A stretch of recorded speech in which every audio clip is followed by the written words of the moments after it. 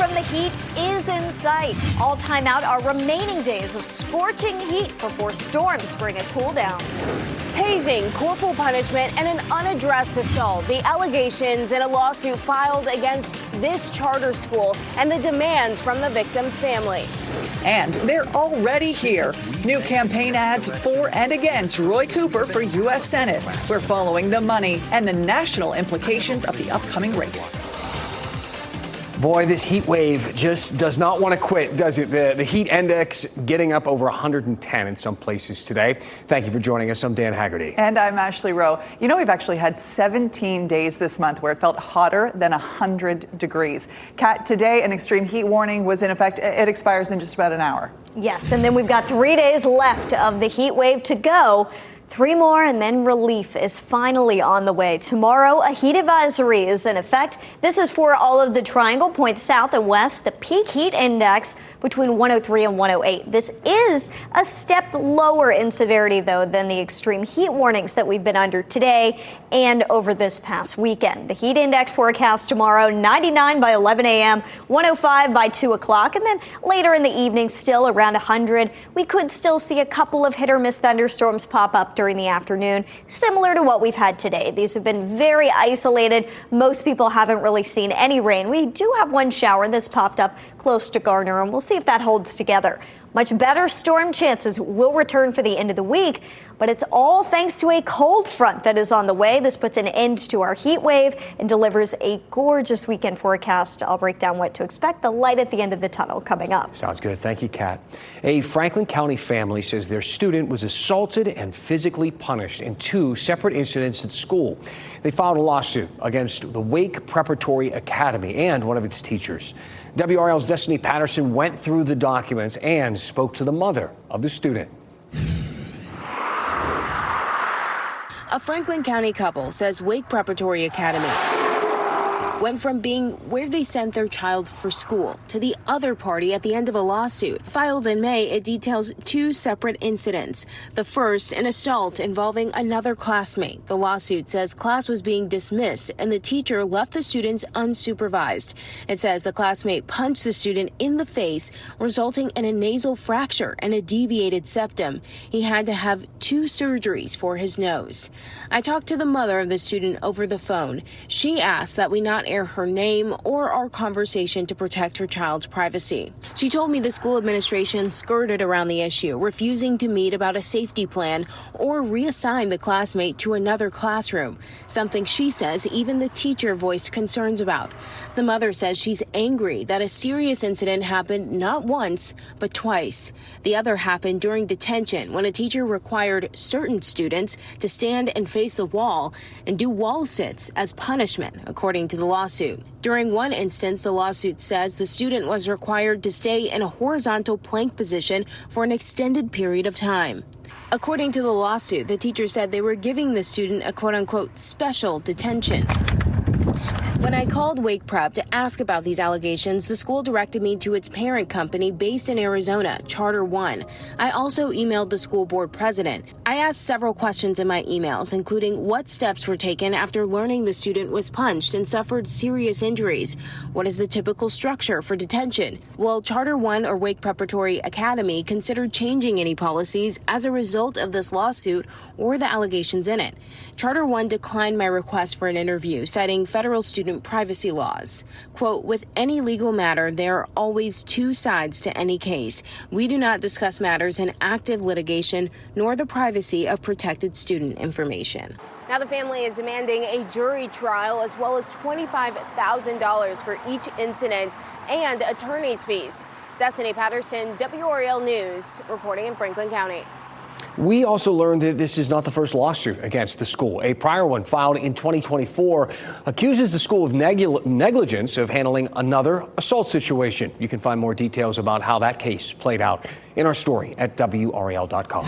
If you are just getting to the news tonight, let's get you caught up. Here are 5 things that you should know right now. This mess is now cleaned up and roads in the Village District are back open tonight. Sky 5 flew over Cameron Street this morning where a water main break led to a sinkhole. Raleigh Water says the pipes in this part of the city are from the World War II era and they are reaching the end of their shelf life. Traffic headaches like this will hopefully be fewer and further between as Raleigh Water gets better at predicting where these breaks could happen. Traffic is moving again on US 1 north at Cary Parkway. This afternoon, cars were backed up for miles after a box truck rear-ended another car, causing a chain reaction. No one was hurt, though. Charges are pending against the driver of the box truck. This is a picture from a car that was ransacked outside Coastal Credit Union Music Park over the weekend. Raleigh police say more than a dozen cars were broken into during the concert Saturday night. The thieves stole 4 guns and several $1,000s in cash. All right, check your refrigerator. Food Lion is recalling 4 types of ground beef. They say foreign material was found inside the packaging. The impacted meat was sold at a store on Julian R. Allsbrook Highway in Roanoke Rapids and has a sell-by date of July 29, 2025. So far, there are no reports of any illnesses or complaints, but Food Lion says you should get rid of this. They're offering refunds at double the purchase price. And RDU wants your input now on its latest expansion project. They want to build a recreation and wellness destination on 136 acres of airport land. It's that plot of land that used to be part of Lake Crabtree Park. There will be 3 public workshops on the project. Some of the renderings you can see on your screen now. The first is on August 19th. In his first 7 months as governor, Josh Stein has vetoed 14 bills. Tomorrow, Republicans in the House and Senate will try to override those decisions. And these are some important bills. They could raise your power bill, or they could loosen restrictions on guns, and much more. I spoke to WRAL state government reporter Will Doran to find out which bills have the best chance to bypass the governor. Risky business here, Will, but I'm going to ask you to be a bit of a prognosticator here. How many bills do you actually think will get the veto override? So that is impossible to say. At least a couple. There's 14 of them. You know, you could see it going 7-7. You know, if they bat 500, that might be pretty good. It's really tough with the Senate having the supermajority and the House not having the supermajority to predict it. But I would predict that they get at least a few of these. Probably not all of them, though. Which ones are the most likely to get this veto override? The Duke one passed with some some bipartisan support, enough bipartisan support to pass. And so we'll see if Democrats can try to get the troops in line, protect the governor's veto on this, but that'll be a tough order for them. When the governor vetoed it, he said that this is going to raise people's energy bills. Supporters say it's going to lower people's energy bills. So this isn't even something that you just disagree on policy. They're disagreeing on the basic facts behind this. Also, it would allow Duke Energy to get out of some climate goals that it had agreed to just a few years ago. So that's got a lot of attention. There are some other bills that people should be paying attention to on guns. 2 different bills on guns. One would allow private schools to have teachers or volunteers carry guns on campus. Another would repeal the state's concealed carry rules. Anyone could conceal and carry a gun in public without needing to go through training, background checks, things like that. Some other bills, one on squatters' rights and puppy mills that had some decent Democratic support as well. Some immigration bills maybe, but that'll be a little bit trickier for Republicans to get numbers on those. Now, the Senate has a veto-proof majority, but the House does not. Walk us through what needs to happen here. Exactly, you're right. So there are 14 bills that Governor Stein has vetoed, and there's 7 from the House, 7 from the Senate. And in the Senate, they can easily override these vetoes on a party line vote. They don't need any Democrats to be on board with this. But that's not true in the House. In the House, Democrats succeeded in 2024 in breaking the supermajority. And so if Republicans want to override any of the governor's vetoes there, they're going to need Democrats on board. And what's the likelihood that Democrats could flip?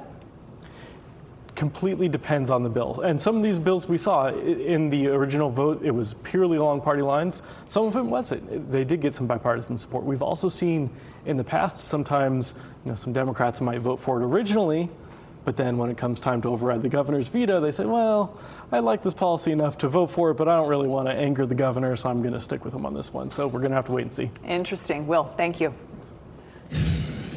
Can you feel it in the wind? The first signs of campaign season are upon us. No literal signs, no yard signs just yet, but we have this early batch of campaign ads now. Former Governor Roy Cooper christened his campaign today with his ad on X. If he and Republican Michael Whatley go up against each other next year, it could break campaign finance records. But how big of a difference does that money really make? We're going to talk about it after the break.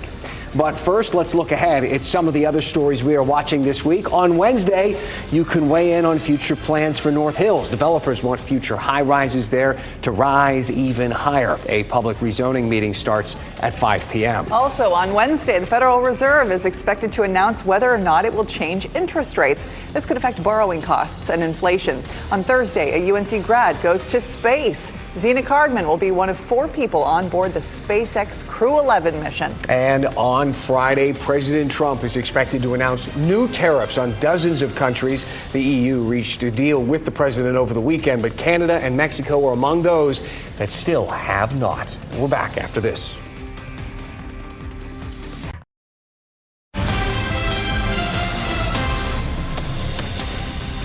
Here in the WRAL Live Center, Cumberland County Sheriff's Office is looking into suspicious activity and a possible abduction.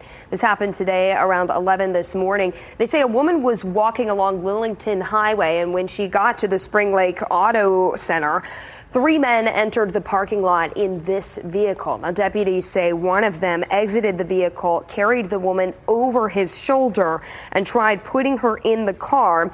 The men tried to drive away, but the woman kicked down the door. Then the Cumberland County Sheriff's Office said the car sped off towards Harnett County. This vehicle did come back as stolen. The license plate reads 834ABQ. Sheriff's Office says if you have any information about this, you're asked to call police. My goodness, what a story, those details. All right, Carly, we'll check back in there. So, Governor Roy Cooper made it official. He is running for North Carolina's open Senate seat next year. He put out an ad earlier today flexing his undefeated record. It had some inspirational music in the background and everything. Then the GOP, they put out their own ad calling Cooper a, quote, wreck. Also, this one had dramatic music. And you might be thinking, seriously? We're already getting campaign ads 15 months from the election? Well, yeah. This isn't really that surprising of news. There were signs, dollar signs, in fact, and we noticed. WRAL's NC Capitol team published this story last week. Cooper ramps up fundraising. See, he left office in December with $1 million still in the bank. He's good at raising money, and that pot has grown since then. Cooper personally called on donors to step up, and he focused on national issues. He used kind of campaigny phrases like, "We need to stand together again." So like I said, not really that big of a surprise when you look at stuff like that. Just like most stories in politics, you just have to follow the money. And trust me, there's going to be plenty of money to follow, maybe the most ever. See, the last time a North Carolina Senate race got this type of interest was back in 2020. That's when Tillis and Cunningham went up against each other. They spent more than $280 million. That was more than any race in U.S. history at the time. That was a record that was then shattered last year for a Senate seat in Ohio at more than $400 million. But this race, next year's Senate race in North Carolina, may actually beat that, if you can believe it. In the blue corner, you got Cooper. Household name, never lost an election, just left the governor's mansion with a pretty good track record, a strong fundraiser who routinely captured those coveted unaffiliated voters. And in the red corner, RNC boss Michael Whatley, also a big name backed by Trump. And while he's never actually run for public office before, this guy knows how to raise money, probably has every major Republican donor on speed dial. And he will be making those calls because money matters. It's true. Typically, the candidate with the most money will win the race. But this isn't really the typical race. I spoke to Duke public policy professor Mac McCorkle about it. Here's how he put it. The general rule still holds that the biggest spender is usually the one who wins. But the higher profile race also are usually more ideological, more subject to the polarization that's going on and people voting along straight ideological lines. We have seen this before, right? Trump and Clinton. 2016, Clinton far outspent Trump, had way more money, but Trump still won. Then recently in New York City, the mayor's race there, Cuomo outspent Mandami by about 3 to 4 times, some of the estimates are saying, and Cuomo still lost. Now, that doesn't mean that money doesn't matter, of course, but we may see so much money in this race, so much pumped in, that the ROI, oddly, will begin to shrink. So you might still see one person, one candidate spend more than the other. But if they're both spending at $60 or $70 million clips, the $10 million difference doesn't matter that much. So why am I telling you all this? Why are we talking about this now? What's a warning, or, put more softly, a reminder that time is running out. The time that we have spent enjoying this little break from the non-stop attack ads or the unblinking politicians promising the world behind swelling patriotic music. Cooper's ad, support him or not, is kind of like that first little snowflake that lands gracefully on your nose, right on the tip, just before a blizzard begins. So I'd like to say the ads are coming, but it appears they're already here. Very interesting. We will watch. Speaking of money, my energy bill is going to be high this month. It is so hot outside, just trying to stay cool, Kat. Oh, anything we can do to stay cool is a win. And we've got some relief in sight. So if you're getting tired of having to think of creative plans to do something inside, especially for all of the moms and dads who are at the tail end of summer break with their kids, this upcoming weekend, you should be able to get outside and really enjoy it. But tomorrow and Wednesday are both WRAL weather alert days due to the heat threat. Remember, heat risk is cumulative. We've been telling you this for a week now, but the longer we go in this heat wave, the more dangerous it can be for people who work outside or don't have proper cooling mechanisms. 105, the heat index tomorrow, 108 on Wednesday. Thursday, a question mark as to whether or not we will see a heat advisory issued because of more storms that move in Thursday. And Friday, still a wet day, but less hot and humid. Saturday, check this out, 82. But actually feeling like 82 degrees outside. Looking forward to that, but we still have a long ways to go before we get there. The Garner Tower camera not showing any storms as of right now, but there was a quick shower that popped up on the south side of town in Garner. That's slowly drifting to the south. It's kind of fizzling out. It has had a hard time really holding together. We've got one tiny shower that popped up over Elm City. Not a whole lot of action on the radar today. It's isolated storm chances again tomorrow. 100, the current heat index in Raleigh and Durham. It feels like 104 in Wilson and Rocky Mount, as well as South Hill, and 102 in Siler City, 106 in Clinton, 108 in Smithfield, and 106 in Rayford. It is hot out there, needless to say. And it stays hot a little bit longer, but we do have our heat dome finally shifting off to the west. First, it kind of pushes to the south, and this is going to open up the door for a front to start to approach. And then with the jet stream dipping to the south, it's going to push high pressure in the heat dome off to our west, and we will have some better weather as that front finally passes through by the weekend. But Thursday and Friday may end up being pretty active days with storms. The front is slow to move through, so Friday looks like our best chance of storms. They're still scattered, but just keep that in mind. We've got to get through the storms before we get the nice weather. It does look like Saturday, the front is far enough south where we've got that northwest wind starting to kick in, and it's a nicer day. Maybe still a little bit of rain left over at the coast on Saturday. But regardless, it looks a lot better by the time we get to the end of the week. 3 days left of the heat wave. Friday, a 60% chance of storms. It's our transition day. The heat index still probably near 90, and the dew points are likely to still be pretty high. But Saturday, Sunday, Monday, all looking like beautiful days. Highs are in the low to mid 80s and low temperatures in the mid 60s. 3 days in a row. We have only had one morning all month long with lows in the 60s. Still summer, not fall, but definitely better. Thank you, Kat. And some breaking news here in the WRAL Live Center. We're following along to a reported active shooter incident that's happening in Midtown Manhattan. Possibly one person shot. It could be a police officer. Now, this is happening at 345 Park Ave. That's a high-rise building home to major finance firms as well as the NFL. A big response there right now. We're going to have more on this at 10 and 11.